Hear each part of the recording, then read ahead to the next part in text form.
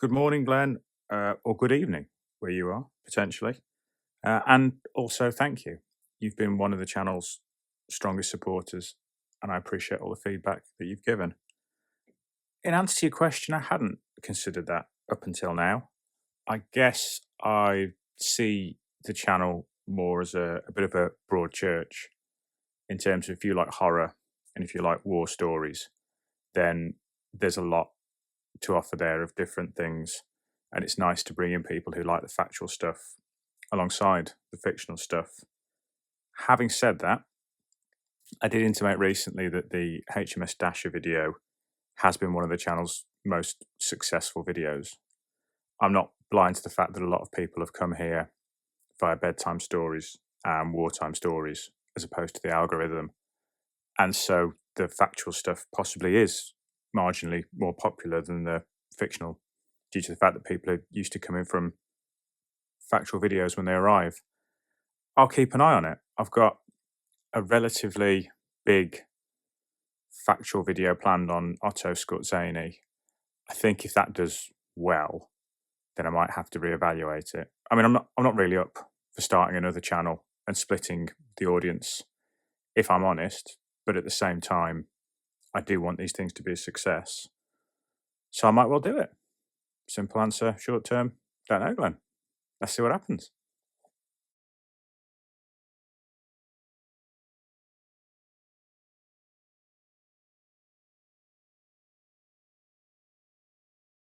Now, this is easily my favourite question for this particular Q&A video request.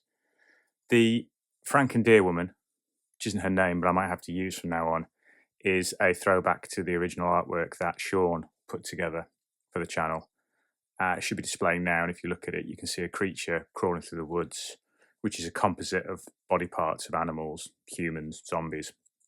That creature, which isn't really gendered, if I'm honest, it's got a bit of woman on it, I called the Drauga, which is the name of the episode for the script, which is set in Norway in 1944. Drauga, I'm completely mispronouncing it, but I can't help it, were reanimated zombies of Norse warriors that would come back from their grave and claim the souls of human beings. And this is another bastardization of that, another original monster I've come up with, where it's essentially a zombie, but when it's damaged, when it's injured, it will take off bits of its attacker or its victim and put them back onto its own body. So if half its face is missing, it might kill a deer and put half a deer's skull and bond it with its own. Hence, it ends up with a breast if it's killed a woman. And essentially what happens is a British SOE team on a mission and some Germans pursuing them stumble across this thing and all hell breaks loose. I've put in about a quarter of the script. I couldn't tell you right now where it fits in terms of when you'll see it, but you will see it because I've put too much work into it to not do that. So yes, it's the Drauga, potentially end of this year, start of next year, Norway. Book your tickets. Be there.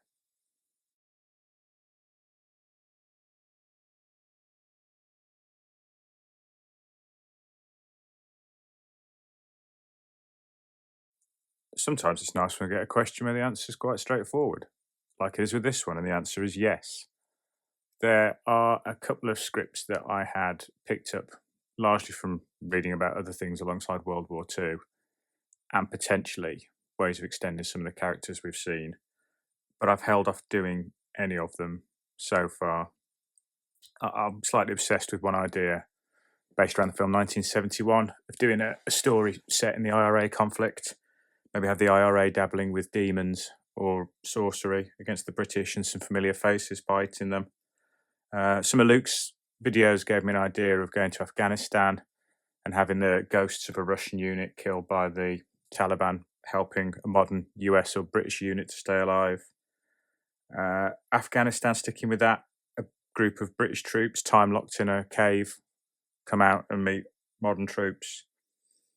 And then Vietnam's an interesting one. I hadn't considered Vietnam. I've researched it as part of bedtime stories, but it's not something I've read extensively on. Being English, it's not my battle, not my history.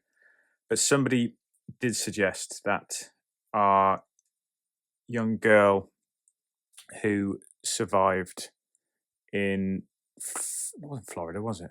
Where was it? North Carolina. The one who survived the Japanese superhuman and the swamp ghost. Potentially bring her back in the future with her experiences having scarred her as a military nurse in Vietnam and have her experience something there. There's a lot of material in terms of Vietnam, in terms of UFOs, monsters, Bigfoots, whatnot. So potentially have her medical team ambushed by weirdness and wonderness in Vietnam. And I'm open to it. I think I'll probably do a fair bit more World War II stuff first, or maybe even start a new channel. Don't know, but I will.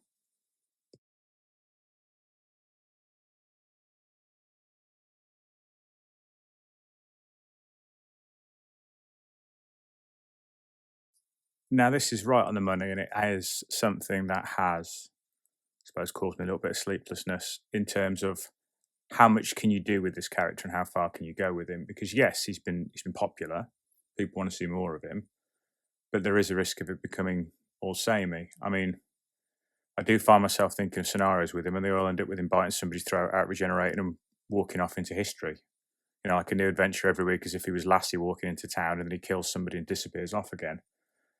How much longer has he got to run? Well, there's his origin story that's locked in and involves somebody going back to Teutoburg and finding out how he gets his powers.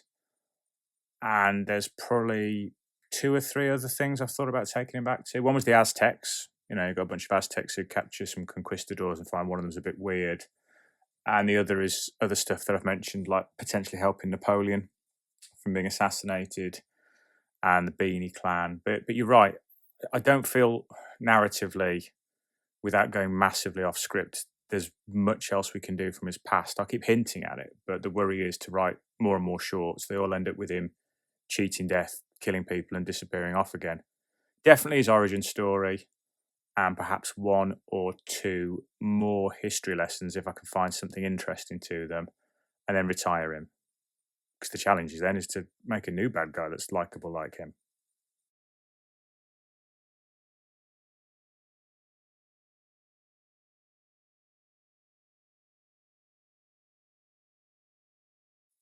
And here it is, the $1 million question, the elephant in the room. Is he still down there handcuffed to the Bickley Bridge? Is he, isn't he? Right, okay, so he won't be. There is definitely a plan for him to come back and to cause problems for the people that put him down there.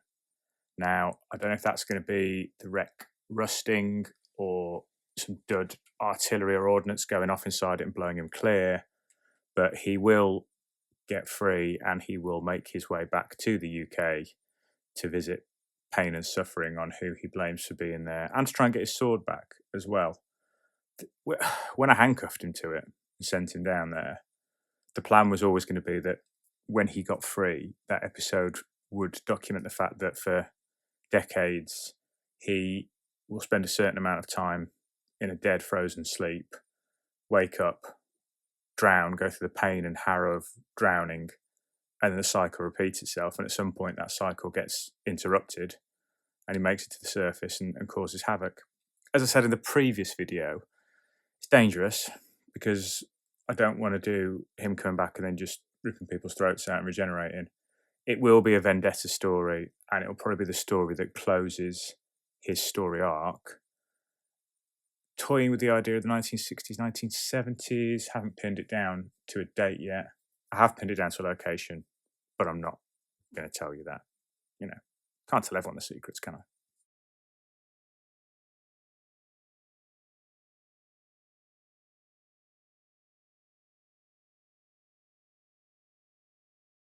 Now, you, sir, betray your credentials as a true history nerd of World War II by knowing about Castellitta. For those of you who don't know about Castellitta, this was a slightly odd battle in the dying days of World War II, where the Germans had a group of hostages, largely French hostages, holed up in a castle, including Charles de Gaulle's sister, as I recall, and found out that the SS had plans to come and kill them all. So appealed to the Americans. So you ended up with a brief skirmish involving American army elements Wehrmacht elements facing off against a very determined SS team trying to get in there to kill these hostages. And I think it's only one of two instances where that happened. There was another one, which I think revolved around Patton's army trying to save some horses. I probably wouldn't look at doing Castle Itter itself. And in terms of the Brits and Germans working together, I mean, I kind of feel like we've already done that in Arnhem with the Morgan, where you've ended up with the SS team from Russia fighting with the British paratroopers. I don't know, it risks becoming an overused trope, doesn't it, where you've got a big bad and two groups that band together. There is more of an overarching element where when I'm introducing these weird German units, there's one that's based around aliens, one that's based around genetics. There's going to be another one that's based around robotics. And that involves the people who are orchestrating that escape into Argentina at the end of the war. And then what you would see was the survivors of those units going after them to try and stop their evil and get some revenge. So, for example, you might have a character we've already seen who's been turned into a werewolf who goes there. You might have our fella who got abducted by the UFOs now been freed going there. Just a bit of a mishmash alliance of German characters from different backgrounds and situations going after their makers. But I don't know, I'm open to doing a Axis and Allies versus weirdness, but I'm also a little bit wary of it.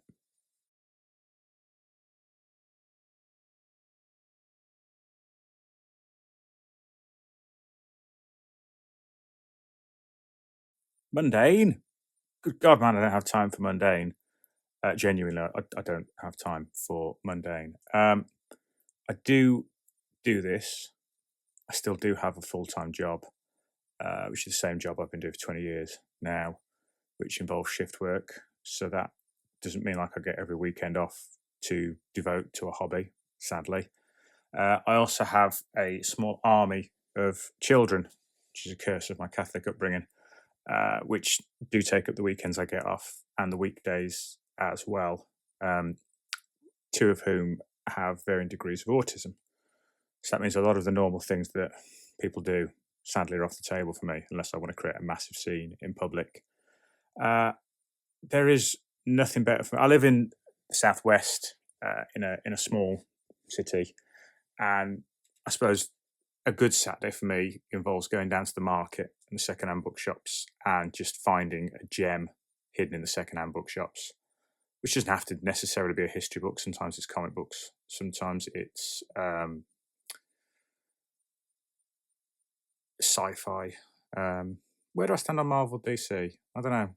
I was a big Marvel fan in terms of Punisher and Deadpool, but oh God, the MCU makes it hard. And I like elements of DC. I wish I had time to keep up with it. What I find with comic books is if you try and get into them, they've changed it 3 times by the time you get your head around it. And they keep bringing dead people back. You won't catch me doing that. My only great love, I would guess, which the English amongst you might already have noticed from some of the character names and ship names, is the football team I support, which is Aston Villa. I am a Midlander. I picked Aston Villa largely because they were the Catholic team. You've got a big city with 2 big football teams. You tend to have a team that was formed by Protestants originally and Catholics, and Villa was the Catholic team, so I ended up following them when I was younger. And I tried to get to a couple of games a season and write off my Saturdays to watching the football results coming in from there. But also been dragged back into fancy football, which isn't a place I want it to be, but I am. So, yeah, essentially, if it ain't work, kids, channel, writing for bedtime stories related, it's kind of football related. That's football. Not soccer, football.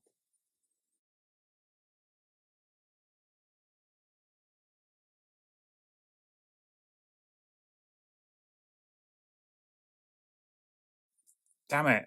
I don't like being caught out, and you've gone and caught me out. No, there aren't really. There are a couple of scripts set around Norway, which by their very nature, because they've got SOE teams in, revolve around Norwegian emigres going back to fight in their country.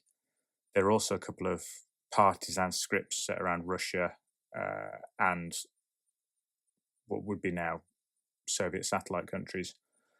But no real plans for. I have to make some now.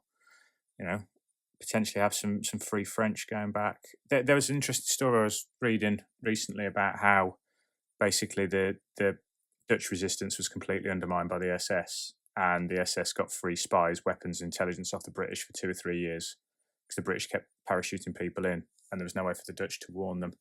So potentially, Dutch agent comes back to Holland, gets ambushed. I'm a bit worried I'm getting dragged into a trope now where people get killed horribly and their ghosts come back, and I want to try and avoid that. But now I'm going to have to go away, look at stories of people going back to countries they were kicked out of, and come up with a new script.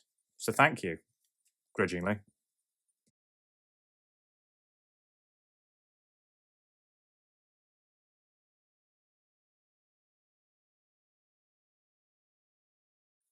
No, Giovanni. No, it's not. That's the whole point.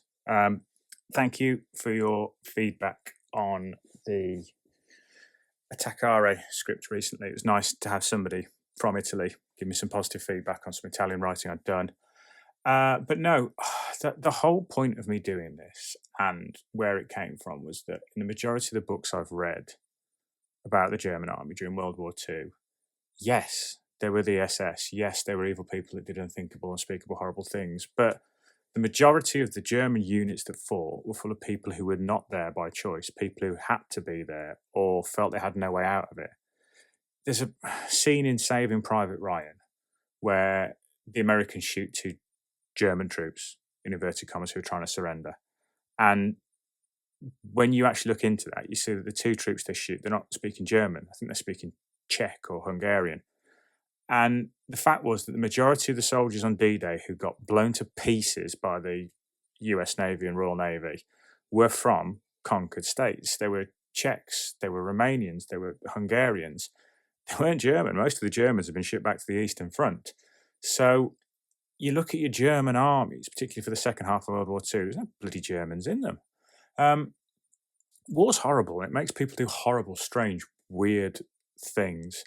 And I suppose one of the things I like doing is inflict horrible, strange, weird things on those people. And you end up with characters caught between a rock and a hard place, knowing that it's a binary choice between the evil that man can do to them and the evil that the supernatural can do to them, and they're stuck between the two. So I try not to write 2-dimensional characters. Yes, occasionally you do a big, nasty, bad SS officer to throw in there, but in terms of the soldiers, most of the protagonists are NCOs or low-level officers, and their only motivation is to survive and for their men to survive. And I think if you find yourself rooting against that and saying one side bad, one side good, then the whole point of it's gone, really. So no, in a way, I want you to root for the Germans. Not because of anything they did, but just because they're the characters in the story at that time.